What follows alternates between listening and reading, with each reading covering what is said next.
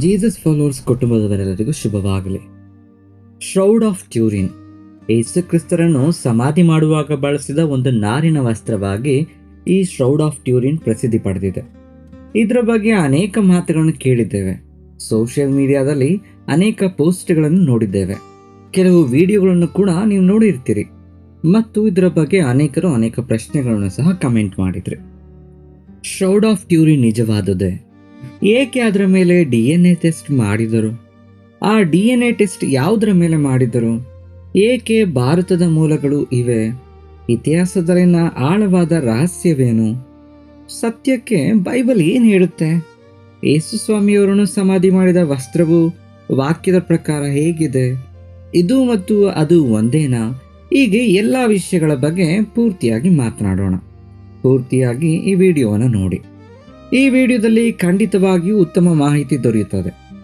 ಅನೇಕ ಮಾತುಗಳು, ಸಂದೇಹಗಳು ಇರುವ ಈ ಸಂದರ್ಭದಲ್ಲಿ ಉತ್ತಮ ತಿಳುವಳಿಕೆ ನೀಡುವ ಒಂದು ವಿಡಿಯೋ ತರಹ ಇರ್ತದೆ. ಸಂಪೂರ್ಣವಾಗಿ ನೋಡಿ. ಈ ಶ್ರೌಡ್ ಆಫ್ ಟ್ಯೂರಿನ್ ಎಂಬುದು 4.4 ಮೀಟರ್ ಉದ್ದ, 1.1 ಮೀಟರ್ ಅಗಲ ಇರ್ತದೆ. ಅಂದರೆ ಸುಮಾರು 14 ಅಡಿ ಉದ್ದದ ನಾರಿನ ವಸ್ತ್ರ. ಈ ಶ್ರೌಡ್ ಆಫ್ ಟ್ಯೂರಿನ್ ಇಟಲಿಯ ಟ್ಯೂರಿನ್ ಕ್ಯಾಥೆಡ್ರಲ್ ಎಂಬ ಚರ್ಚ್ನಲ್ಲಿ ಇರಿಸಲಾಗಿದೆ. ಇದೊಂದು ಉದ್ದವಾದ ನಾರಿನ ವಸ್ತ್ರ. ಈ ಶ್ರೌಡ್ ಆಫ್ ಟ್ಯೂರಿನ್ ಯಾರು ಕಂಡುಹಿಡಿದರು ಎಂಬುದು ಒಂದು ರಹಸ್ಯವಾಗಿ ಉಳಿದಿದೆ. 1350ನೇ ವರ್ಷದಲ್ಲಿ ಫ್ರಾನ್ಸ್ನಲ್ಲಿನ ಮೊದಲ ಬಾರಿಗೆ ಕಾಣಿಸಿಕೊಂಡಿತು.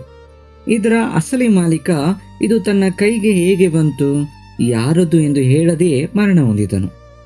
ಅವನ ಮರಣದ ನಂತರ ಈ ಶ್ರೌಡ್ ಯಾರ ಅಧೀನಕ್ಕೆ ಬಂದಿತೋ ತಿಳಿಯದು. ಆದರೆ ಫಾರೆನ್ಸಿಕ್ ರಿಪೋರ್ಟ್ಸ್ನ ಪ್ರಕಾರ 1532ರಲ್ಲಿ ಅದು ಅಗ್ನಿ ಅಪಘಾತಕ್ಕೆ ಒಳಗಾಯಿತು.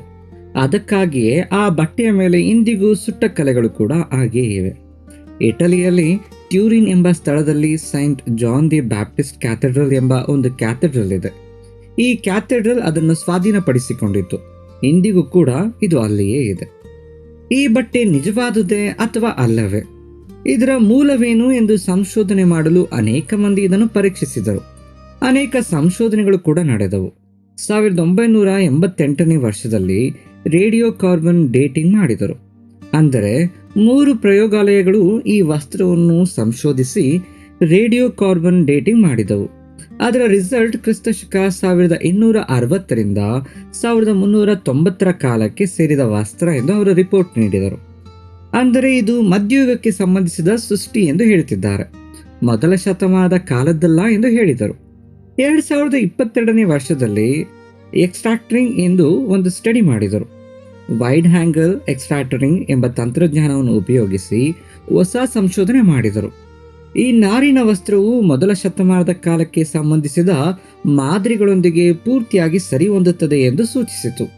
ಈ ಕ್ಲಾತ್ನಲ್ಲಿರುವ ಅಸಲಾದ ಒಂದು ನೆಗೆಟಿವ್ ಇಮೇಜ್ ತರಹದ ಚಿತ್ರ ಕಾಣಿಸ್ತಿರುವುದು. ಅಲ್ಲಿ ಮುಳ್ಳಿನ ಕಿರೀಟ, ಯೇಸು ಕ್ರಿಸ್ತರ ಮುಖ, ಅಲ್ಲಿನ ಶರೀರದ ಭಾಗಗಳು ಇವೆಲ್ಲವೂ ಕಾಣಿಸೋದು ಹೈಲೈಟ್ ಆಯಿತು.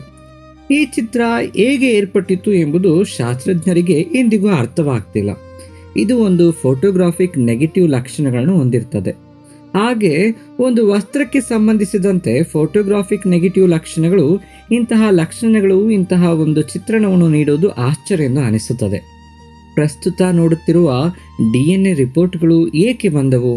ಆ ಪರೀಕ್ಷೆಗಳನ್ನು ಏಕೆ ಮಾಡಿದರು ಎಂದರೆ ಅಡ್ವಾನ್ಸ್ ತಂತ್ರಜ್ಞಾನ ಬಂದಿದೆ. ಇದರ ಪ್ರಕಾರ ಆ ಕ್ಲಾತ್ಗೆ ಸಂಬಂಧಿಸಿದ ಬೇರುಗಳು ಅಂದರೆ ರೂಟ್ಸ್, ಅವುಗಳ ಚಲನಾವರಣಗಳು, ಅವುಗಳ ಮೂಲಗಳನ್ನು ತಿಳಿದುಕೊಳ್ಳುವುದಕ್ಕಾಗಿ ಪಡುವಾ ಯೂನಿವರ್ಸಿಟಿಯವರು ಪ್ರಯತ್ನ ಮಾಡಿದರು. ಈ ಪಡುವಾ ಯೂನಿವರ್ಸಿಟಿಯವರು 2015ರಲ್ಲಿ ಇದರ ಮೇಲೆ ಸ್ಟಡಿ ಮಾಡಿದರು. ಅದನ್ನು ಮತ್ತೆ 2026ರಲ್ಲಿ ರೀಸ್ಟಡಿ ಮಾಡಿ ಕೆಲವು ವಿಷಯಗಳನ್ನು ಹೊರಹಾಕಿದರು. ಇದು ನೇರವಾಗಿ ವಸ್ತ್ರದ ಮೇಲೆ ಮಾಡಿದ ಸಂಶೋಧನೆಯಲ್ಲ. ಬಹಳ ಮಂದಿ ತಪ್ಪು ತಿಳುವಳಿಕೆ ಮಾಡಿಕೊಂಡಿದ್ದಾರೆ. ನೇರವಾಗಿ ವಸ್ತ್ರದ ಮೇಲೆ DNA ಟೆಸ್ಟ್ಗಳು ನಡೆಯಲಿಲ್ಲ. 1978ರಲ್ಲಿ ಈ ಶ್ರೌಡ್ ಆಫ್ ಟ್ಯೂರಿನ್ನಿಂದ ಧೂಳು ಮತ್ತು ಫೈಬರ್ ಕಣಗಳನ್ನು ಸಂಗ್ರಹಿಸಿದರು. ಅದನ್ನೇ 2026ರಲ್ಲಿ ಈ DNA ಟೆಸ್ಟ್ಗೆ ಉಪಯೋಗಿಸಿದರು. ಹಾಗೆ 1978ರ ಕಾಲದ ಆ ಧೂಳಿನ ಮಾದರಿಗಳ ಮೇಲೆಯೇ 2026ರಲ್ಲಿ DNA ಪರೀಕ್ಷೆಗಳು ನಡೆದವು. ಹಾಗೆ ಆ ಧೂಳಿನ ಮೇಲೆ ನಡೆಸಿದ ಮೆಟೋಜೋನೋಮಿಕ್ ಸ್ಟಡಿಯಲ್ಲಿಯೇ ಈ ಸೂಕ್ಷ್ಮ ಜೀವಿಗಳು, ಗಿಡಗಳ DNAಗಳು, ಮನುಷ್ಯರ DNAಗಳು ಇಂತಹವು ರಿಪೋರ್ಟ್ ಬಂದವು. ಆದರೆ ಇದರ ಬಗ್ಗೆ ಬಹಳಷ್ಟು ವಿಡಿಯೋಗಳಲ್ಲಿ ಕೇಳಿರುವುದರಿಂದ ಇದರ ಬಗ್ಗೆ ಸಿಂಪಲ್ ಆಗಿ ಕೆಲವು ಮಾತ್ರ ನಾನು ನಿಮಗೆ ಹೇಳ್ತೇನೆ. ಈ DNA ರಿಪೋರ್ಟ್ನ ಫೈನಲ್ ರಿಸಲ್ಟ್ ಏನೆಂದು ಗೊತ್ತಾ? ಈ ವಸ್ತ್ರದ ಮೇಲೆ ಅನೇಕ ಜೀವಜಾತಿಗಳು, ಹಕ್ಕಿಗಳು, ಗಿಡಗಳ DNAಗಳು ಹೆಚ್ಚಾಗಿ ಪ್ರಭಾವ ಬೀರಿರುವುದರಿಂದ ಇದು ಯಾರದ್ದು ಎಂದು ಅದರ ಮೂಲಗಳನ್ನು ಕಂಡುಹಿಡಿಯುವುದು ಕಷ್ಟ ಎಂದು ಫೈನಲ್ ಆಗಿ ತೀರ್ಮಾನವಾಯಿತು. ಇದು ಕ್ರಿಸ್ತನ DNA ಎಂದು ಹೇಳಲಿಲ್ಲ. ಕ್ರಿಸ್ತನ DNA ಭಾರತಕ್ಕೆ ಸೇರಿದ್ದು ಎಂದು ಹೇಳಲಿಲ್ಲ. ಆ ವಸ್ತ್ರದ ಮೇಲಿರುವ DNAಗಳ ಮೂಲಗಳು ಪೂರ್ತಿಯಾಗಿ ಭಾರತದಿಂದಲೇ ಇವೆ ಎಂದು ಕೂಡ ಹೇಳಲಿಲ್ಲ. ಇನ್ನು ಎರಡನೇ ಪಾಯಿಂಟ್, ಸೈಂಟಿಫಿಕ್ ಆಗಿ ಈ ಭಾರತದ ಮೂಲಕ್ಕೆ ಸೇರಿದ DNAಗಳಲ್ಲಿ 38.7 ಅಂದರೆ 38.7% ಭಾರತದ DNA ಮೂಲಗಳನ್ನು ಹೊಂದಿವೆ ಎನ್ನುತ್ತಿದ್ದಾರೆ. ಉಳಿದ 52% ಭಾರತದ DNA ಅಲ್ಲ. ಅವು ಕೂಡ ಒಂದು ಸ್ಥಳಕ್ಕೆ ಅಥವಾ ಒಂದು ಜಾತಿಗೆ ಸೀಮಿತವಾಗಿಲ್ಲ. ಬೇರೆ ಬೇರೆ ಸ್ಥಳಗಳ ಬೇರೆ ಬೇರೆ DNAಗಳೆಲ್ಲವೂ ಸೇರಿ ಉಂಟಾಗಿದೆ. ಅಂದರೆ ಅದು ಬಹಳಷ್ಟು ಕಲುಷಿತಗೊಂಡಿದೆ, ಪೊಲ್ಯೂಟ್ ಆಗಿದೆ. ಇನ್ನು ನಂಬರ್ 3, ಭಾರತದ DNA ಕೂಡ ಮನುಷ್ಯರದ್ದು ಮಾತ್ರ ಎಂದು ಹೇಳಲಿಲ್ಲ. ರವಕಾಯದ ಗಿಡಗಳು, ಮನುಷ್ಯರು, ಪ್ರಾಣಿಗಳು, ಹಕ್ಕಿಗಳು ಹೀಗೆ ಎಲ್ಲ ಸೇರಿ ಅದು ಕಲುಷಿತಗೊಂಡಿರುವುದರಿಂದ ಅಸಲಿ ಮೂಲಗಳು ಸಿಗುವುದು ಕಷ್ಟವಾಯಿತು. ಇನ್ನು ಮತ್ತೊಂದು, ಆ DNA ರಿಪೋರ್ಟ್ ಅನ್ವಯ ಇದು ಭಾರತಕ್ಕೆ ಸೇರಿದ್ದು ಅಥವಾ ಯುರೋಪಿಗೆ ಸೇರಿದ್ದು ಎಂದು ಕೂಡ ಹೇಳಲು ಸಾಧ್ಯವಿಲ್ಲ. ಏಕೆಂದರೆ ಖಂಡದಾದ್ಯಂತ ಹರಡಿರುವ ವಿವಿಧ ರೀತಿಯ DNAಗಳ ಮೂಲಗಳು ಅದರಲ್ಲಿವೆ. ಪಶ್ಚಿಮ ಯುರೋಪ್ ದೇಶಗಳು, ಮಧ್ಯಪ್ರಾಚ್ಯ ದೇಶಗಳು, ಉತ್ತರ ಆಫ್ರಿಕಾ, ಕಾಕಸಸ್, ಅನಟೋಲಿಯಾ, ಅರೇಬಿಯಾ ದ್ವೀಪಕಲ್ಪ ಹಾಗೆಯೇ ಭಾರತ ಉಪಖಂಡದಾದ್ಯಂತ ಮನುಷ್ಯರ DNA ಗ್ರೂಪ್ಗಳನ್ನು ಕೂಡ ಅವರು ಕಂಡುಕೊಂಡಿದ್ದಾರೆ. ಇನ್ನು 5ನೇದು, ಗೋಧಿ, ಜೋಳದಂತಹ ಬೆಳೆಗಳು, ದನಕರುಗಳು, ಹಂದಿಗಳು, ಕೋಳಿಗಳು, ನಾಯಿಗಳು, ಬೆಕ್ಕುಗಳಂತಹ ಸಾಕು ಪ್ರಾಣಿಗಳು ಸೇರಿದಂತೆ ಅನೇಕ ಗಿಡಗಳು ಮತ್ತು ಪ್ರಾಣಿಗಳ DNAಗಳು ಕೂಡ ಅದರ ಮೇಲೆ ಗುರುತಿಸಲಾಗಿದೆ. ಸೊ ಆ ಧೂಳಿನ ಕಣಗಳೆಲ್ಲವೂ ಬಹಳ ಕಲುಷಿತಗೊಂಡಿವೆ ಎಂದು, ಹಾಗೆ ಕಲುಷಿತಗೊಂಡವು ಸೇರ್ಪಡೆಯಾಗಿವೆ ಎಂದು ನಮಗೆ ಅರ್ಥವಾಗ್ತದೆ. ಇಲ್ಲಿ ಬಹಳ ಪ್ರಮುಖವಾದ ವಿಷಯ ಏನೆಂದರೆ, ಈ ಅಧ್ಯಯನವು ಕೇವಲ ಒಂದು ಪ್ರೀಪ್ರಿಂಟ್ ಮಾತ್ರ. ಇದು ಪೂರ್ತಿಯಾಗಿ ಸ್ಟಡಿ ಆಗಿಲ್ಲ. ಇನ್ನು ಪೂರ್ತಿಯಾಗಿ ಪೀರ್ ರಿವ್ಯೂ ಕೂಡ ನೀಡಲಾಗಿಲ್ಲ. ಏಕೆಂದರೆ ಅದರ ಮೇಲೆ ಅಂತ್ಯವಾಗಿ ಕಲುಷಿತಗೊಂಡಿರುವುದರಿಂದ, ಅನೇಕ ಶತಮಾನಗಳ ಪದಾರ್ಥಗಳೊಂದಿಗೆ ಮಿಕ್ಸ್ ಆಗಿರುವುದರಿಂದ ಆ ವಸ್ತ್ರ ಎಲ್ಲಿ ತಯಾರಾಯಿತು, ಅದು ಯಾರದ್ದು, ಅದರ DNAಗಳು ಯಾವುವು ಎಂದು ಕಂಡುಹಿಡಿಯುವುದು ಕಷ್ಟವಾಗಿ ಹೋಗಿದೆ. ಅದಕ್ಕಾಗಿ ಈ ಸ್ಟಡಿಯು ಪೂರ್ಣಗೊಂಡಿಲ್ಲ, ಪೀರ್ ರಿವ್ಯೂ ಮಾಡಲಾಗಿಲ್ಲ, ಪ್ರೀಪ್ರಿಂಟ್ ಆಗಿ ಮಾತ್ರ ಉಳಿದಿದೆ. ಅನೇಕ ಪ್ರದೇಶಗಳಿಂದ ಈ DNA ಏಕೆ ಬರುತ್ತದೆ ಎಂಬ ಸಂದೇಹ ಕೂಡ ಬರಬಹುದು. ಬಹಿರಂಗವಾಗಿ ಬಹಳ ಸಲ ಈ ಬಟ್ಟೆಯನ್ನು ಪ್ರದರ್ಶಿಸಿದ್ದಾರೆ.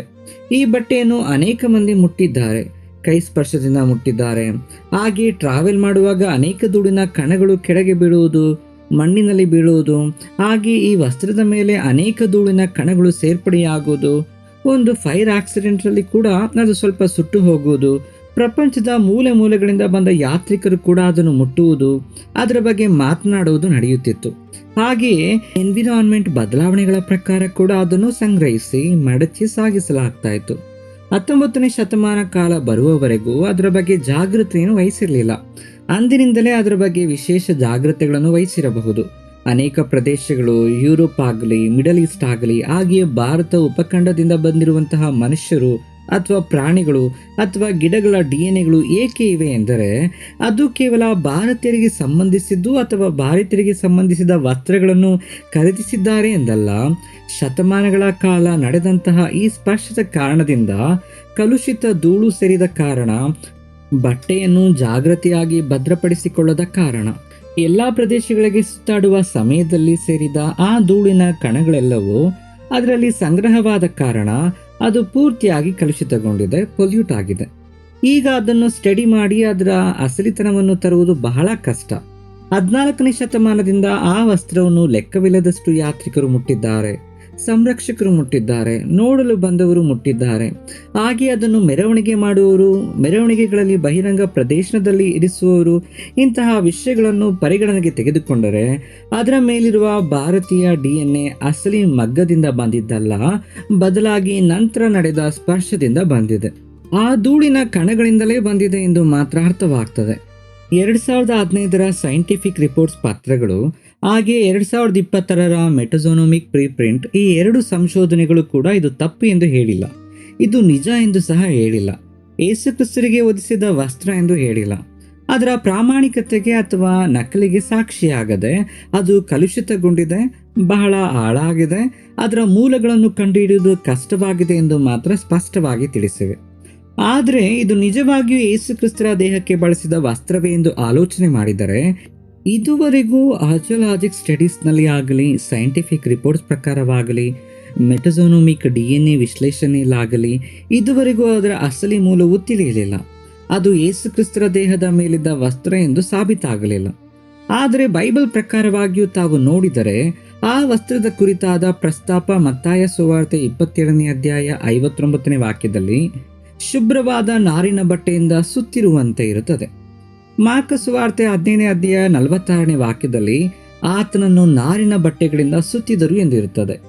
ಲೂಕ ಸುವಾರ್ತೆ 23ನೇ ಅಧ್ಯಾಯ 53ನೇ ವಾಕ್ಯದಲ್ಲಿ ಅವರನ್ನು ನಾರಿನ ಬಟ್ಟೆಯಲ್ಲಿ ಸುತ್ತಿದನು ಎಂದಿರುತ್ತದೆ. ಯೋಹಾನ ಸುವಾರ್ತೆ 19ನೇ ಅಧ್ಯಾಯ 40ನೇ ವಾಕ್ಯದಲ್ಲೂ ಕೂಡ ವಸ್ತ್ರಗಳಿಂದ ಸುತ್ತಿದ ವಿಧಾನವನ್ನು ನಾವು ನೋಡುತ್ತೇವೆ. ಹೀಗೆ ಸುವಾರ್ತೆಗಳಲ್ಲಿ ಆತನ ದೇಹವನ್ನು ನಾರಿನ ಬಟ್ಟೆಗಳಿಂದ ಸುತ್ತಿದಂತೆ ಇರ್ತದೆ. ಈ ವಾಕ್ಯಗಳಲ್ಲಿ ಕೆಲವು ಕಡೆ ನಾರಿನ ಬಟ್ಟೆ ಎಂದು ಸಿಂಗಲ್ ಟರ್ಮ್ನಲ್ಲಿ ಬಳಸಿದ್ದಾರೆ. ಹಾಗೆ ಕೆಲವು ಕಡೆ ನಾರಿನ ಬಟ್ಟೆಗಳಿಂದ ಎಂದು ಪ್ಲೂರಲ್ ಆಗಿ ಬಳಸಿದ್ದಾರೆ. ಈ ವಾಕ್ಯಗಳ ಪ್ರಕಾರ ಇಲ್ಲಿರುವ ಪ್ರಾಬ್ಲಮ್ ಏನೆಂದರೆ, ಮೊದಲನೆಯದು ಯೋಹಾನ ಸುವಾರ್ತೆ 20ನೇ ಅಧ್ಯಾಯದ 6-7ನೇ ವಾಕ್ಯಗಳನ್ನು ನೋಡಿ. ಯೇಸು ಕ್ರಿಸ್ತರ ತಲೆಯ ಮೇಲಿದ್ದ ಮುಖವಸ್ತ್ರ ಎಂದು ಸ್ಪೆಷಲ್ ಆಗಿ ಬೇರೆಯದೇ ಇರ್ತದೆ. ಆದರೆ ಈ ಶ್ರೌಡ್ ಆಫ್ ಟ್ಯೂರಿನ್ ಪ್ರಕಾರ ಪ್ರತ್ಯೇಕವಾದ ಫೇಸ್ ಕ್ಲಾತ್ ಇಲ್ಲ, ಒಂದೇ ವಸ್ತ್ರ, ಉದ್ದವಾದ ವಸ್ತ್ರ. ಮುಖ ಚಿತ್ರಕ್ಕೆ ಸಂಬಂಧಿಸಿದ ಪ್ರಧಾನ ವಸ್ತ್ರ ಬೇರೆಯದಿಲ್ಲ. ಇನ್ನು ಎರಡನೆಯ ಪಾಯಿಂಟ್, ಯೋಹಾನ ಸುವಾರ್ತೆ 19ನೇ ಅಧ್ಯಾಯ 39-40ನೇ ವಾಕ್ಯಗಳನ್ನು ನೋಡಿದರೆ, ಬೋಲದೊಂದಿಗೆ ಬೆರೆಸಿದ ಅಗಾರವನ್ನು ತಂದರು, ಸುಮಾರು 150 ಸೇರುಗಳ ತೂಕದಷ್ಟು ತಂದರು.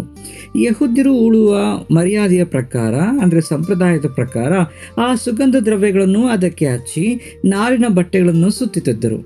ಈ ಬೋಲ ಅಗರದ ಕೆಮಿಕಲ್ ರಿಫ್ಲೆಕ್ಷನ್ ಎಲ್ಲಿಯೂ ಕೂಡ ಸಿಗಲಿಲ್ಲ. ಇವು ಯಾವುದು ಕೂಡ ಗುರುತಿಸಲ್ಪಡಲಿಲ್ಲ. ಸ್ಪಷ್ಟವಾದ ಸುಗಂಧ ದ್ರವ್ಯಗಳು ಅಥವಾ ಅವುಗಳ ಕಲೆಗಳು ಈ ಕ್ಲಾತ್ ಮೇಲೆ ಕಾಣಿಸಲಿಲ್ಲ.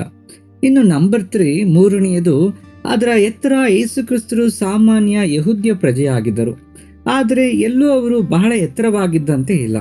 ಆದರೆ ಈ ಶೌಡ್ನಲ್ಲಿ ಮಾತ್ರ ಉದ್ದವಾಗಿರುವುದನ್ನು ನಾವು ಗಮನಿಸುತ್ತೇವೆ. ಈ 3 ವಿಷಯಗಳ ಪ್ರಕಾರ ಶೌಡ್ ಆಫ್ ಟ್ಯೂರಿನ್ ಈ ಬೈಬಲ್ಗೆ ಸಂಬಂಧಿಸಿದ್ದಾಗಿ ಬೈಬಲ್ಗೆ ಹತ್ತಿರವಾಗಿ ಸರಿ ಹೊಂದುವುದಿಲ್ಲ. ಹೀಗೆ ಬೈಬಲ್ ಆಧಾರಗಳ ಪ್ರಕಾರ ಯೇಸು ಕ್ರಿಸ್ತರಿಗೆ ಬಳಸಿದ ಸಮಾಧಿ ವಸ್ತ್ರವಾಗಿ ಅದನ್ನು ಖಚಿತವಾಗಿ ಗುರುತಿಸಲು ಸಾಧ್ಯವಿಲ್ಲ, ಹೇಳಲು ಸಾಧ್ಯವಿಲ್ಲ. ಹಾಗೆಂದು ಶೌಡ್ ಆಫ್ ಟ್ಯೂರಿನ್ಗೆ ಸಂಬಂಧಿಸಿದ ಖಚಿತವಾದ ಹೋಲಿಕೆಗಳು ಕೂಡ ಇವೆ. ಮೊದಲನೆಯದು, ಸುವಾರ್ತೆಗಳ ಪ್ರಕಾರ ಯೇಸು ಕ್ರಿಸ್ತನನ್ನು ನಾರಿನ ಬಟ್ಟೆಗಳಿಂದ, ನಾರಿನ ವಸ್ತ್ರದಿಂದ ಹೂಳಲಾಯಿತು. ಹಾಗೆಯೇ ಶೌಡ್ ಆಫ್ ಟ್ಯೂರಿನ್ ಕೂಡ ಒಂದು ನಾರಿನ ವಸ್ತ್ರವೇ. ಇದೊಂದು ಹೋಲಿಕೆ ಇದೆ. ಇನ್ನು ಎರಡನೆಯದು, ಅತ್ಯಂತ ಬಲವಾದ ಹೋಲಿಕೆ ಏನೆಂದರೆ, ಶಿಲುಬೆಗೇರಿಸಲ್ಪಟ್ಟ ಮನುಷ್ಯನ ಗಾಯಗಳು ಕೂಡ ಶೌಡ್ ಆಫ್ ಟ್ಯೂರಿನ್ನಲ್ಲಿ ಕಾಣಿಸುತ್ತಿವೆ. ಕೊರಡೆ ಏಟುಗಳು, ಮುಳ್ಳಿನ ಕಿರೀಟ, ಮೊಳೆಯೊಡೆಯುವುದು, ಪಕ್ಕೇಲಿನ ಒಂದು ಗಾಯ, ಕ್ರಿಸ್ತನ ಶ್ರಮೆಗಳು, ಕ್ರಿಸ್ತನ ತ್ಯಾಗಗಳು, ಶಿಲುಬೆಗೇರಿಸಲ್ಪಟ್ಟ ವೃತ್ತಾಂತಗಳೊಂದಿಗೆ ಇದು ಬಲವಾಗಿ ಸಪೋರ್ಟ್ ಮಾಡ್ತಿದೆ. ಹೀಗೆ ಸರಿ ಹೊಂದುವುದೇ ಇವೆ, ಸರಿ ಹೊಂದದವು ಕೂಡ ಇವೆ. ಆದುದರಿಂದ ಶೌಡ್ ಆಫ್ ಟ್ಯೂರಿನ್ ಎಂಬುದು ಯೇಸು ಕ್ರಿಸ್ತರಿಗೆ ಬಳಸಿದ ಖಚಿತವಾದ ನಾರಿನ ಬಟ್ಟೆಯಾಗಿ ಅದನ್ನು ತೆಗೆದುಕೊಳ್ಳಲು ಸಾಧ್ಯವಿಲ್ಲ. ಇದು ಯೇಸು ಕ್ರಿಸ್ತರಿಗೆ ಬಳಸಿದ ವಸ್ತ್ರ ಎಂದು ಖಚಿತವಾಗಿ ನಾವು ಹೇಳಲು ಸಾಧ್ಯವಿಲ್ಲ. ಇನ್ನು ಅದು ನಿರ್ಧಾರವಾಗಿಲ್ಲ. ಅಷ್ಟೇ ಅಲ್ಲ, ಇತಿಹಾಸದಲ್ಲಿ ಇದು ಯೇಸು ಕ್ರಿಸ್ತರ ವಸ್ತ್ರವಾಗಿಯೇ ಹೇಗೆ ಪೂಜಿಸಲ್ಪಡುತ್ತಿದೆ ಎಂಬ ಸಂದೇಹ ಕೂಡ ನಿಮಗೆ ಬರಬಹುದು. 1389ರಲ್ಲಿ ಬಿಷಪ್ ಪಿಯರ್ ಡಿ ಆರ್ಸಿಸ್ ಎಂಬ ಒಬ್ಬ ಕ್ಯಾಥಲಿಕ್ ಬಿಷಪ್ ಪೋಪ್ ಒಂದು ಅಧಿಕೃತ ಮೆಮೊರಾಂಡಮ್ ಬರೆದರು. ಅದರಲ್ಲಿ ಈ ವಸ್ತ್ರವು ಕ್ರಿಸ್ತನ ಸಮಾಧಿ ವಸ್ತ್ರದಂತೆ ತಪ್ಪಾಗಿ ಚಿತ್ರಿಸಲಾಗಿದೆ ಎಂದು ಬರೆದರು. ಒಬ್ಬ ಕಲಾಕಾರ ಅದನ್ನು ತಯಾರು ಮಾಡಿದ್ದಾಗಿ ಅವನು ಒಪ್ಪಿಕೊಂಡಿದ್ದಾನೆ. ವಿಶ್ವಾಸಿಗಳನ್ನು ಮೋಸಗೊಳಿಸಲು ಅದನ್ನು ಪ್ರದರ್ಶಿಸಲಾಗುತ್ತಿದೆ ಎಂದು ತಿಳಿಸಲು ಅವರು ಪೋಪ್ಗೆ ಬರೆದರು. ಈ ಕ್ಲಾತ್ಗಾಗಿ ದಾಖಲಾದ ಮೊಟ್ಟಮೊದಲ ಪತ್ರ, ಮೊಟ್ಟಮೊದಲ ತೀರ್ಪು ಇದೇ ಆಗಿದೆ. ಈ ವಸ್ತ್ರವನ್ನು ಭದ್ರಪಡಿಸುವುದು ಕ್ಯಾಥಲಿಕರೇ, ಸಂರಕ್ಷಿಸುವುದು ಕ್ಯಾಥಲಿಕರೇ, ಹಾಗೆ ಅದಕ್ಕೆ ಪೂಜೆ ಮಾಡುವುದು ಕೂಡ ಕ್ಯಾಥಲಿಕರೇ. ಅಂತಹ ಕ್ಯಾಥಲಿಕ್ ಚರ್ಚ್ನ ಅಫಿಷಿಯಲ್ ಸ್ಟೇಟ್ಮೆಂಟ್ ಏನೆಂದು ಗೊತ್ತಾ? ಅಧಿಕೃತ ನಿಲುವು ಏನೆಂದು ಗೊತ್ತಾ? ಆ ಶೌಡ್ ಬಗ್ಗೆ ಏನು ಹೇಳಿದ್ದಾರೆ ಗೊತ್ತಾ? ಈ ಕ್ಯಾಥಲಿಕ್ ಚರ್ಚ್ ಶೌಡನ್ನು ಎಂದಿಗೂ ಯೇಸು ಕ್ರಿಸ್ತರ ಸಮಾಧಿಗೆ ಬಳಸಿದ ವಸ್ತ್ರ ಎಂದು ಹೇಳಿಲ್ಲ, ಕ್ರಿಸ್ತನ ನಿರೂಪಿತ ಅವಶೇಷ ಎಂದು ಕೂಡ ಹೇಳಿಲ್ಲ. ಈ ವಸ್ತ್ರವು ಭಕ್ತಿಗೆ ಸಂಬಂಧಿಸಿದ ವಸ್ತುವೇ ಹೊರತು ವಿಶ್ವಾಸದ ಸಿದ್ಧಾಂತವಲ್ಲ. ವಿಶ್ವಾಸಕ್ಕೆ ಸಂಬಂಧಿಸಿದ ಕುರುಹು ಅಲ್ಲ ಎಂಬುದು ಅವರ ವಿಶ್ವಾಸ. 1998ರಲ್ಲಿ ಪೋಪ್ ಜಾನ್ ಪಾಲ್ II ಅವರು ಕೂಡ ಇದರ ಬಗ್ಗೆ ಹೆಚ್ಚಾಗಿ ಪ್ರಕಟಿಸಿದರು. ಆದರೂ ಅದು ಪ್ರಾಮಾಣಿಕವಾದದ್ದು ಎಂದು ಘೋಷಿಸಲಿಲ್ಲ. ಯೇಸುಕ್ರಿಸ್ತನನ್ನು ಸುತ್ತಿರುವ ವಸ್ತ್ರ ಎಂದು ಹೇಳಲಿಲ್ಲ. ಇದು ಸುವಾರ್ತೆಯ ಕನ್ನಡಿ ಎಂದರು. ಆದರೆ ಅಂದಿನಿಂದಲೇ ಇದು ಫೇಮಸ್ ಆಗೋಯಿತು. ಸುವಾರ್ತೆಗೆ ಕನ್ನಡಿ ಹಿಡಿಯುವಂತೆ, ಸುವಾರ್ತೆಯ ಬಗ್ಗೆ ತಿಳಿಸುವಂತೆ ಪ್ರತ್ಯೇಕಿಸಲ್ಪಟ್ಟ ವಸ್ತ್ರ ಎಂದು ತಿಳಿಸಲು ಪ್ರಯತ್ನಿಸಿದರು ಪೋಪ್. ಹಾಗೆ ಇದುವರೆಗೆ ಅಫಿಷಿಯಲ್ ಸ್ಟೇಟ್ಮೆಂಟ್ಸ್ ಆಗಲಿ, ನೇರವಾದ ಹೇಳಿಕೆಗಳಾಗಲಿ ಅಥವಾ ಇದು ಕ್ರಿಸ್ತನದ್ದು ಎಂದಾಗಲಿ ಅವರು ಎಂದೂ ಕೇಳಿಲ್ಲ. ಯಾವ ಪೋಪ್ ಆಗಲಿ, ಯಾವ ಕೌನ್ಸಿಲ್ ಆಗಲಿ, ಯಾವ ಚರ್ಚ್ ಥಿಯರಿ ಕೂಡ ಈ ಶ್ರೌಡ್ ಆಫ್ ಟ್ಯೂರಿನ್ ಅನ್ನು ಯೇಸು ಕ್ರಿಸ್ತರ ಅಸಲಿ ಸಮಾಧಿಗೆ ಬಳಸಿದ ವಸ್ತ್ರ ಎಂದು ಘೋಷಿಸಿಲ್ಲ. ಆದರೆ ಕ್ಯಾಥಲಿಕ್ ಚರ್ಚ್ನವರು ಪೂಜೆ ಮಾತ್ರ ಅನುಮತಿಸುತ್ತಾರೆ. ಈ ವಸ್ತ್ರಕ್ಕೆ ಪೂಜೆ ಮಾಡಲು, ಪ್ರಾರ್ಥಿಸಲು ಅನುಮತಿಸುತ್ತಾರೆ. ಆದರೆ ಐತಿಹಾಸಿಕ ಸತ್ಯವಾಗಿ ಯೇಸುಕ್ರಿಸ್ತರ ಕ್ಲಾತ್ ಎಂದು ವಿಶ್ವಾಸಿಸಲು ಮಾತ್ರ ಅನುಮತಿಸುವುದಿಲ್ಲ. ಇವೆಲ್ಲವನ್ನು ನೋಡುತ್ತಿದ್ದರೆ ಆ ವಸ್ತ್ರದ ಮೇಲೆ ಇಂದಿಗೂ ಕ್ಲಾರಿಟಿ ಇಲ್ಲ. ಅದು ಯಾರದ್ದು, ಅದರ ಮೂಲವೇನು ಎಂದು ತಿಳಿಯುವುದು ಕೂಡ ಬಹಳ ಕಷ್ಟವಾಗಿದೆ. ಆದರೆ ಇವರು ಈ ಧೂಳಿನ ಕಣಗಳ ಮೇಲೆ ಅಲ್ಲದೆ ನೇರವಾಗಿ ಆ ವಸ್ತ್ರದ ಮೇಲೆ ಸಂಶೋಧನೆ ಮಾಡಿದ್ದರೆ ಇನ್ನು ಉತ್ತಮ ರಿಸಲ್ಟ್ ನಾವು ಪಡೆಯುತ್ತಿದ್ದೆವು ಎಂಬುದು ನನ್ನ ಅಭಿಪ್ರಾಯ. ಏಕೆಂದರೆ ಅದು ಇಂದಿಗೂ ಕೂಡ ಒಂದು ಬುಲೆಟ್ ಪ್ರೂಫ್ ಗ್ಲಾಸ್ಗಳೊಂದಿಗೆ ಭದ್ರಪಡಿಸಲ್ಪಟ್ಟಿದೆ. ಇಂದಿಗೂ ಆ ಚರ್ಚ್ನಲ್ಲಿ ಭದ್ರವಾಗಿದೆ. ಆದರೆ ಅದರ ಮೇಲೆ ನೇರವಾಗಿ DNA ಟೆಸ್ಟ್ಗಳು ಅಥವಾ ಅಡ್ವಾನ್ಸ್ ತಂತ್ರಜ್ಞಾನದ ಪರೀಕ್ಷೆಗಳು ಮಾಡಿದರೆ ಇನ್ನು ಉತ್ತಮ ರಿಸಲ್ಟ್ ಏನಾದರೂ ಬರುತ್ತಿರುತ್ತದೆ. ಅದರ ಮೂಲಗಳ ಬಗ್ಗೆ ತಿಳಿದುಕೊಳ್ಳುವ ಅವಕಾಶವಿರುತ್ತದೆ ಎಂದು ನಾನು ಅಂದುಕೊಂಡಿದ್ದೇನೆ. ಆದರೆ ಇಂದಿಗೂ ಅದು ಕನ್ಫ್ಯೂಷನ್ ಸ್ಥಿತಿಯಲ್ಲಿಯೇ ಇದೆ. ಅದು ಯೇಸುಕ್ರಿಸ್ತರದ್ದು ಎಂದು ಹೇಳಲಿಲ್ಲ ಅಥವಾ ಇಲ್ಲ ಎಂದು ಸಹ ಹೇಳಲಿಲ್ಲ. ಯೇಸುಕ್ರಿಸ್ತರನ್ನು ಸಮಾಧಿ ಮಾಡಿದ ಮೇಲಿನ ವಸ್ತ್ರ ಎಂದು ಹೇಳಲು ಅಥವಾ ಯೇಸುಕ್ರಿಸ್ತರಿಗೆ ಬಳಸಿದ ವಸ್ತ್ರವಲ್ಲ ಎಂದು ಹೇಳಲು ಆಧಾರಗಳಿಲ್ಲ. ಹಾಗೆಂದು ಖಂಡಿತವಾಗಿಯೂ ಇದು ಸುಳ್ಳು ಎಂದು ಅರ್ಥೈಸಿಕೊಳ್ಳಲು ಕೂಡ ಸಾಧ್ಯವಿಲ್ಲ. ಇತಿಹಾಸದಲ್ಲಿ ಅದು ನಿಜಕ್ಕೂ ಒಂದು ಅಮೂಲ್ಯ ಸಾಕ್ಷಿಯೇ ಹೊರತು ಅದು ಯೇಸುಕ್ರಿಸ್ತರದ್ದೇ ಎಂಬ ಪ್ರಶ್ನೆ ಮಾತ್ರ ಹಾಗೆಯೇ ಉಳಿದಿದೆ. ಇದು ಎಲ್ಲಿಯದು, ಯಾರದ್ದು ಎಂಬುದು ಇನ್ನೂ ತಿಳಿಯಲಿಲ್ಲ. ಚರ್ಚ್ ಆಗಲಿ, ಸೈನ್ಸ್ ಆಗಲಿ, ವಾಕ್ಯಗಳಾಗಲಿ ನಮಗೆ ಅದನ್ನು ನೀಡಿಲ್ಲ. ಹಾಗೆ ಯಾವ ಕ್ಲಾರಿಟಿ ಇಲ್ಲದ ವಸ್ತ್ರದ ಬಗ್ಗೆ ಯೇಸುಕ್ರಿಸ್ತರ ವಸ್ತ್ರವಾಗಿ ಅದು ಭಾರತದ ಮೂಲಗಳನ್ನು ಹೊಂದಿದೆ ಎಂಬ ಅನೇಕ ವಾರ್ತೆಗಳು ನಾವು ಕೇಳುತ್ತಿರುವುದರಿಂದ ಈ ಕ್ಲಾರಿಟಿಯನ್ನು ನಾವು ಅರ್ಥ ಮಾಡಿಕೊಳ್ಳಬೇಕು. ಅಷ್ಟೇ ಅಲ್ಲದೆ ಇದು ಬಹಳ ದುರುಪಯೋಗ ಅಂದರೆ ಮಿಸ್ಯೂಸ್ ಕೂಡ ಆಗ್ತಾ ಇದೆ. ಕೋವಿಡ್ ಸಮಯದಲ್ಲಿಯೂ ಈ ವಸ್ತ್ರವನ್ನು ಹೊರಕ್ಕೆ ತೆಗೆಯಿರಿ, ತೋರಿಸಿರಿ, ಅದಕ್ಕೆ ಪ್ರಾರ್ಥನೆ ಮಾಡಿದರೆ ಕೋವಿಡ್ ಕಡಿಮೆ ಆಗುತ್ತದೆ ಎಂಬ ನಂಬಿಕೆಗಳನ್ನು ಹೊಂದಿದ್ದರು. ಇದನ್ನು ಪ್ರದರ್ಶಿಸಲು ಅನುಮತಿಸಿ ಎಂದು ಈಸ್ಟರ್ ದಿನದಂದು ವಿಶೇಷವಾಗಿ ಅದನ್ನು ನೋಡಲು ಆನ್ಲೈನ್ನಲ್ಲಿ ಅನುಮತಿ ನೀಡುವಂತೆ ಕೋರಿದರು. ಅನಂತರ 2015ರಿಂದ ಇದನ್ನು ವಿಶೇಷವಾಗಿ ಎಲ್ಲರೂ ನೋಡಲು ಆನ್ಲೈನ್ಗೆ ಸೀಮಿತಗೊಳಿಸುವ ಪ್ರಯತ್ನಗಳು ಪ್ರಾರಂಭವಾದರೆ 2026ರಲ್ಲಿ ಅದರ ಕುರಿತಾದ ಪ್ರೋಗ್ರಾಂಗಳನ್ನು ಕಂಡಕ್ಟ್ ಮಾಡುತ್ತಿದ್ದಾರೆ. ಸೊ ಹೀಗೆ ಈ ಶ್ರೌಡ್ ಆಫ್ ಟ್ಯೂರಿನ್ ಮೇಲಿನ ನಂಬಿಕೆಯು ಅತೀತವಾಗಿ ಹೆಚ್ಚಾಗ್ತಿದೆ. ಆದರೆ ಏಕೆ ಯೇಸುಕ್ರಿಸ್ತರಿಗೆ ಬಳಸಿದ ವಸ್ತ್ರವಾಗಿ ನಂಬ್ತಾ ಇದ್ದಾರೆ ಎಂದರೆ ಖಚಿತವಾಗಿ ಕಾಣಿಸುವ ಒಡೆದ ಗಾಯಗಳು, ಮುಳ್ಳಿನ ಕಿರೀಟ, ಕೈಕಾಲುಗಳಲ್ಲಿ ಹಿಡಿದ ಮೊಳೆಗಳು, ವಸ್ತ್ರಗಳು, ಆ ಗಾಯಗಳು, ಹಾಗೆ ಪಕ್ಕೆಗಳಲ್ಲಿರುವ ಗಾಯ ಇವೆಲ್ಲವೂ ಸುವಾರ್ತೆಯಲ್ಲಿ ವರ್ಣಿಸಿದ ಯೇಸುಕ್ರಿಸ್ತರ ಶ್ರಮೆಗಳಿಗೆ ಸರಿ ಹೊಂದುತ್ತಿರುವಂತೆ ಅನ್ನಿಸುತ್ತಿದೆ. ಆದುದರಿಂದ ಹೆಚ್ಚಾಗಿ ಅದರ ಬಗ್ಗೆ ಚರ್ಚಿಸ್ತಾ ಇದ್ದಾರೆ. ಈ ಚಿತ್ರವನ್ನು ನೋಡುತ್ತಿದ್ದರೆ ಮನುಷ್ಯರ ಕೈಯಿಂದ ಮಾಡಲು ಸಾಧ್ಯವಿಲ್ಲದ ರೀತಿಯಲ್ಲಿ ಈ ಚಿತ್ರವು ಏರ್ಪಟ್ಟಿದೆ. ಈ ಕ್ಲಾತ್ಗೆ ಫೋಟೋಗ್ರಾಫಿಕ್ ನೆಗೆಟಿವ್ ಪ್ರಾಪರ್ಟೀಸ್ ಹೇಗೆ ಬಂದಿತ್ತು ಎಂಬುದು ಕೂಡ ತಿಳಿತಿಲ್ಲ. ಅಷ್ಟೇ ಅಲ್ಲ, ಪುನರುತ್ಥಾನಕ್ಕೆ ತಾಂತ್ರಿಕವಾಗಿಯೂ ಭಾವಿಸಿ ಇದನ್ನು ನಂಬುತ್ತಿದ್ದಾರೆ. ಏಕೆಂದರೆ ಕೊಳೆತು ಹೋದ ಲಕ್ಷಣಗಳು ಅದರಲ್ಲಿಲ್ಲ, ಕೊಳೆತ ವಾಸನೆ ಕಾಣಿಸಲಿಲ್ಲ, ಶರೀರ ಹೆಚ್ಚು ಕಾಲ ಇತ್ತು ಎಂಬ ಸೂಚನೆ ಎಲ್ಲಿಯೂ ಇಲ್ಲ. ಸೊ ಯೇಸುಕ್ರಿಸ್ತರ ಪುನರುತ್ಥಾನ ಸಮಯದಲ್ಲಿ ನಡೆದ ಶಕ್ತಿವಂತ ಘಟನೆಗೆ ಒಂದು ರಿಸಲ್ಟ್ ಆಗಿ ಇದನ್ನು ನೋಡ್ತಿರ್ತಾರೆ. ಆದುದರಿಂದ ಈಸ್ಟರ್ಗೆ ವಿಶೇಷವಾಗಿ ಇದನ್ನು ಡಿಸ್ಪ್ಲೇ ಮಾಡ್ತಾರೆ, ನೋಡಲು ಬಯಸ್ತಾರೆ. ಅನೇಕ ಮಂದಿ ಈ ಕ್ಲಾತ್ ಅನ್ನು ನೋಡಲು ಹಾಗೆ ಅಲ್ಲಿ ಪ್ರಾರ್ಥಿಸಲು ಕೂಡ ಅನುಮತಿಸಲ್ಪಡ್ತಾರೆ. ಈಸ್ಟರ್ ಸಮಯದಲ್ಲಿ ಈ ಶ್ರೌಡ್ ಅನ್ನು ನೋಡಲು ಚರ್ಚ್ ಅನುಮತಿಸುತ್ತದೆ, ಪ್ರಾರ್ಥಿಸಲು ಚರ್ಚ್ ಅನುಮತಿಸುತ್ತದೆ. ಆದರೆ ಇದು ಯೇಸುವಿನ ಅಸಲಿ ವಸ್ತ್ರವೇ ಎಂದು ಎಲ್ಲಿಯೂ ಘೋಷಿಸಿಲ್ಲ. ಹಾಗೆ ಇದನ್ನು ಖಂಡಿತವಾಗಿ ನಂಬಬೇಕು ಎಂದು ಚರ್ಚ್ ಎಲ್ಲಿಯೂ ಹೇಳಿಲ್ಲ. ಸೊ ಈ ವಿಷಯವನ್ನು ಪಕ್ಕಕ್ಕೆ ಇಟ್ಟರೆ ಈ ವಸ್ತ್ರ ವಿಶೇಷವಾಗಿ ಯೇಸುಕ್ರಿಸ್ತರ ಹತ್ತಿರ ಉಪಯೋಗಿಸಿದ ನಾರಿನ ವಸ್ತ್ರವಾದರೂ ಅಥವಾ ಯೇಸುಕ್ರಿಸ್ತರ ಅಲ್ಲದಿದ್ದರೂ ಆ ವಸ್ತ್ರಕ್ಕೆ ವಿಶೇಷತೆ, ವಿಶೇಷ ಅನುಮತಿಗಳು, ವಿಶೇಷ ಪ್ರಾರ್ಥನೆಗಳು, ವಿಶೇಷ ಸ್ವಸ್ಥತೆ ಕಾರ್ಯ ನೀಡುವ ಒಂದು ವಿಧಾನವಾಗಿ ಅದನ್ನು ಅಳೆಯುವುದರಿಂದ ಅದು ದುರುಪಯೋಗ ಕೂಡ ಆಗ್ತಾ ಇದೆ. ಏಕೆಂದರೆ ವಸ್ತ್ರ ಮಾತ್ರ ನಮಗೆ ಉಳಿದಿಲ್ಲ, ಯೇಸುಕ್ರಿಸ್ತರು ಸತ್ತು ಹೋಗಿಲ್ಲ. ಸತ್ತವರ ಕೊನೆ ನೆನಪಾಗಿ, ಕಹಿ ನೆನಪಾಗಿ ಬಚ್ಚಿಟ್ಟುಕೊಳ್ಳಲು ಅವರು ಸಜೀವವಾಗಿಯೇ ಇದ್ದಾರೆ. ಅವರು ಸತ್ತು ಹೋಗಿಲ್ಲ. ಆದುದರಿಂದ ವಿಶ್ವಾಸ ಎಂಬುದು ಕ್ರಿಸ್ತನಲ್ಲಿ ಇರಬೇಕೇ ಹೊರತು ವಸ್ತ್ರಗಳಲ್ಲಿ ಅಲ್ಲ. ಅವರು ಸಜೀವನಾದ ದೇವರು, ಜೀವಿಸುವ ನಮ್ಮ ಮಧ್ಯೆ ಇರುವಂಥ ದೇವರು. ನಮ್ಮ ಫೋಕಸ್ ಕ್ರಿಸ್ತನ ಮೇಲೆ ಇರಬೇಕು, ಹೀಗೆ ವಸ್ತುಗಳ ಮೇಲೆ ಇರಬಾರದು. ಕ್ರೈಸ್ತ ವಿಶ್ವಾಸವು ಈ ವಸ್ತ್ರಗಳ ಮೇಲೆ ಅಲ್ಲ, ಸ್ಮಾರಕಗಳ ಮೇಲೆ ಅಲ್ಲ, ಶಿಲುಬೆಯ ಮೇಲೆ ಮರಣಿಸಿ ಸಮಾಧಿಯನ್ನು ಜಯಿಸಿದ ಯೇಸು ಕ್ರಿಸ್ತನಲ್ಲಿಯೇ ಇದೆ. ವಸ್ತ್ರಗಳು ನಮಗೆ ನೆನಪಿಸಲು ಮಾತ್ರವೇ, ಆದರೆ ರಕ್ಷಣೆ ನೀಡುವುದು ಯೇಸು ಕ್ರಿಸ್ತರೇ. ಈ ಚಿಹ್ನೆಗಳು ನಮಗೆ ತಿಳಿಸಿಕೊಡಲು ಮಾತ್ರವೇ, ಆದರೆ ಜೀವನ ನೀಡುವುದು ಮಾತ್ರ ಯೇಸು ಕ್ರಿಸ್ತರೇ. ನಮ್ಮ ನಂಬಿಕೆ ಈ ಶೌಡ್ಗಳಲ್ಲಾಗಲಿ ಅಥವಾ ಬೇರೆ ಯಾವುದರಲ್ಲಾಗಲಿ ಅಲ್ಲ, ಕಲ್ಲಿನ ಸಮಾಧಿಯಲ್ಲಿ ಅಲ್ಲ, ಹಳೆಯ ವಸ್ತ್ರದಲ್ಲಿಯೂ ಅಲ್ಲ, ಈ ಧೂಳಿನ ಕಣಗಳಲ್ಲಿ ಅಥವಾ DNA ರಿಪೋರ್ಟ್ನಲ್ಲಿಯೂ ಸಹ ಅಲ್ಲ.